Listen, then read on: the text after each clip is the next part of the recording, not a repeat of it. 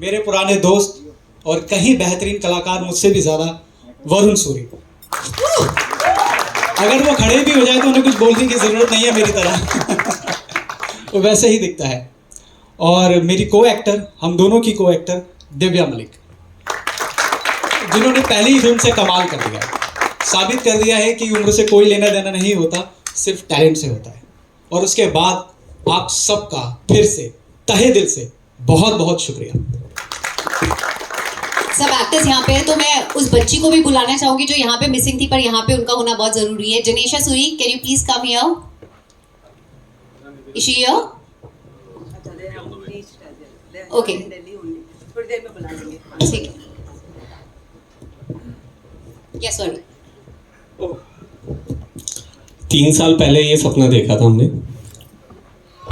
शुरुआत हुई थी हृदय से, अंकित तक कहानी पहुंची, फिर रिचा मैम इसमें आई, लास्ट में मैं आया।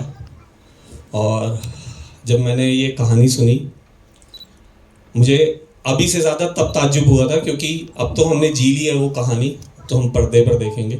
लेकिन उस वक्त जब ये कहानी सुनी तो मैंने मन में सोच लिया था कि ये बना नहीं सकते, फ्रैंकली बता रहा हूँ, क्योंकि बहुत टफ कहानी है। इस टॉपिक पे कोई हाथ नहीं डालता और कोई भी एक्टर ऐसे किरदार को नहीं चुन सकता शुरुआती दौर में। लेकिन बहुत पुरानी दोस्ती है, 14 साल की दोस्ती हो गई अब। और मैम को मैं 4-5 साल से जानता हूँ।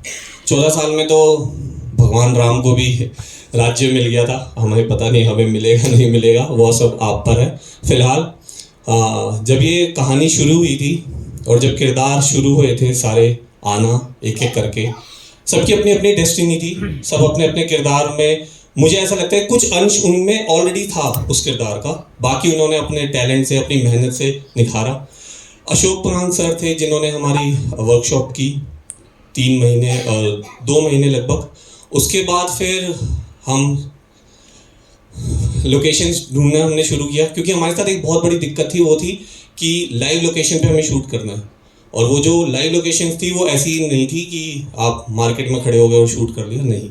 रेलवे स्टेशन, पुलिस स्टेशन, ऐसी जगहें, ऐसे यूपी में ऐसे इंटीरियर जगहों पे हमने शूट किया है जहाँ पर जो लोग जहाँ पर रहते हैं वो वहाँ जाकर शूट नहीं कर सकते, वहाँ जाकर रह नहीं सकते, वहाँ जाकर काम नहीं कर सकते। हमने वहाँ जगहों पर शूट किया है और इसको तकरीबन 1-1.25 साल लग गया बनते बनते, क्योंकि हमें डेज नहीं मिल रहे थे, परमिशंस नहीं मिल रही थी, बहुत दिक्कत हुई। सबने बहुत मेहनत की है, पूरी टीम ने, जैसे अंकित ने बताया, अब मैं सबके नाम लूँगा तो रिपीटेड हो जाएगा। तो उसके बाद फिर हम मूवी बनती है और एडिटिंग पे जाते हैं। पार्थ भाई यही है हमारे साथ, पार्थ भाई के लिए जोरदार तालियां हो जाए प्लीज।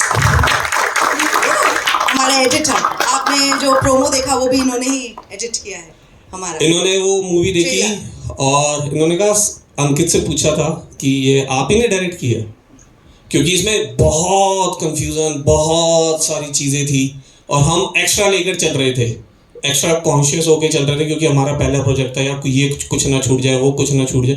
इसमें रिचा मैम ने बहुत हेल्प किया है हमारी, फाइनेंशियली भी और मोरली भी, हर तरफ से। नहीं मैम, सच है।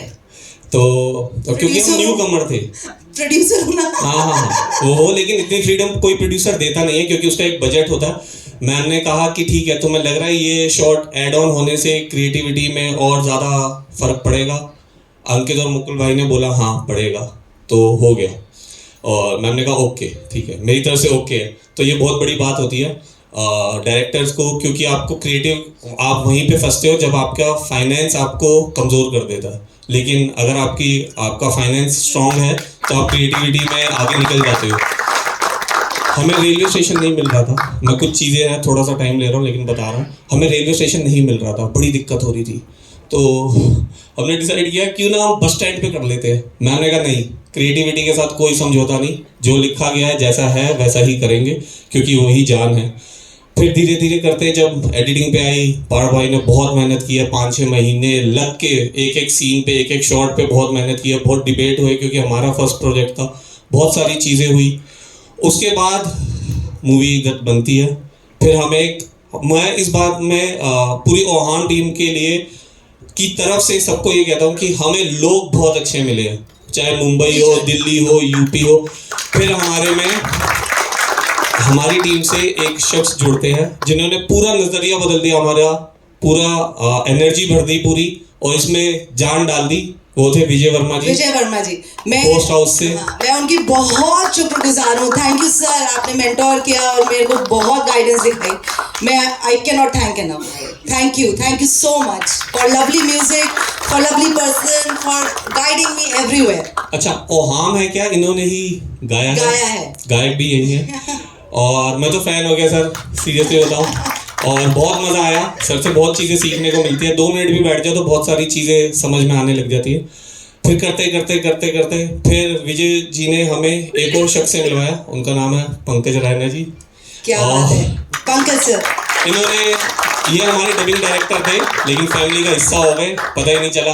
1 महीना हमने बहुत टाइम दिया क्योंकि हम बहुत बारीकियों पे काम कर रहे थे। हमारा फर्स्ट प्रोजेक्ट था और ये अपने क्षेत्र के खिलाड़ी हैं, बादशाह हैं, तो इन्होंने बहुत हेल्प की हम नए लोगों को।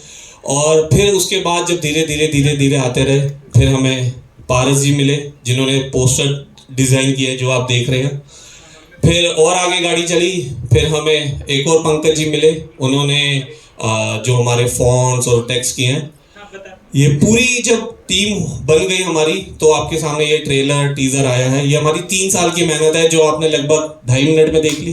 बिल्कुल, और आई थिंक लोगों को बहुत पसंद भी आ रही है। I can see a lot of journalist waiting to ask a lot of questions. बस एक चीज़ और मैं बोलूँगा, क्योंकि मैं बताता हूँ, मैं महाभारत का बहुत बड़ा फ़ैन हूँ। तो उसमें एक ऐसा कहते हैं, मुझे पता नहीं एग्जैक्टली वैसा ही है या नहीं हुआ था, उसमें अर्जुन जी जब तीर वीर चला रहे थे, युद्ध कर रहे थे, तो कृष्ण जी आगे बैठे थे, तो कर्ण तीर छोड़ता था और अर्जुन का रथ जो था वो 2 कदम पीछे जाता था, और जब अर्जुन तीर छोड़ता था तो कर्ण का रथ 6 कदम पीछे जाता था। तो वो कहता, देख रहे हो मैंने कर्ण का जो रथ है वो कितना पीछे कर दिया। तो कृष्ण मुस्कुराए, कहते रथ के ऊपर ना महाबली खुद बैठे, हनुमान जी खुद विराजे हुए हैं, इसलिए तुम्हारा रथ इतना ही पीछे जा पा रहा है। फिर भी उसने 2 कदम पीछे कर दिया तो महाबली बैठे थे। हमारा ये है, अदृश्य होके भी हमारे साथ जो रहे हैं, कैमरे के पीछे सब चीज़ें इन्होंने किया, डिजाइनिंग से लेके लास्ट तक। ओह, दिल्ली में भी इन्होंने पूरा VFX टीम संभाल ली, उनको मैनेज किया, हम यहाँ कर रहे थे, बहुत मेहनत वाला काम किया इन्होंने। Thank you so much. और निर्वाण का तो बता ही दिया, बस विक्रम बेताल की दोस्ती है। नमस्ते, शुक्रिया आप सबका यहाँ आने के लिए। शब्द नहीं है। हम सपने जिंदगी में बहुत देखते हैं, हम बहुत मेहनत करते हैं, दिल जान सब कुछ लगा देते हैं, और वक्त एक ऐसा आता है जब हमें लगता है कि हमारा भगवान हमारे साथ ही नहीं है या हमारी किस्मत में ही नहीं होगा। लेकिन सब्र, ज़िंदगी में सब्र सब कुछ होता है, ये मुझे इस फिल्म से पता चल गया। ऋचा मैम जो हमारी बैकबोन है इस फिल्म की, जिनकी वजह से आज हम सभी के सपने पूरे हो पाए हैं।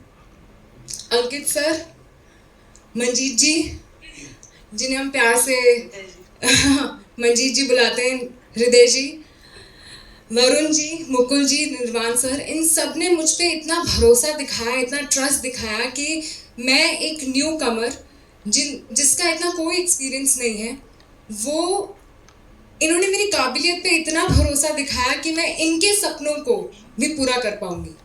तो उस ट्रस्ट के लिए, उस सपोर्ट के लिए, उस मोटिवेशन के लिए थ्रू आउट द शूट, जब से मैं इनसे मिली हूँ, उस सपोर्ट के लिए, उस जज्बे के लिए जो इन्होंने मुझे दिया, उसके लिए शुक्रिया। मैं उस ऊपर वाले का शुक्रिया अदा करना चाहूँगी जिसके आशीर्वाद के बिना आज ये पॉसिबल नहीं था। मेरे मॉम डैड जिन्होंने मुझे यहाँ तक पहुँचाया, थैंक यू सो मच। और आप सबके ऊपर अब ये है कि आप हम सबकी आगे की किस्मत दिखें। Thank you so much. Oh my God, I am getting a little emotional. What raw and pure emotions I am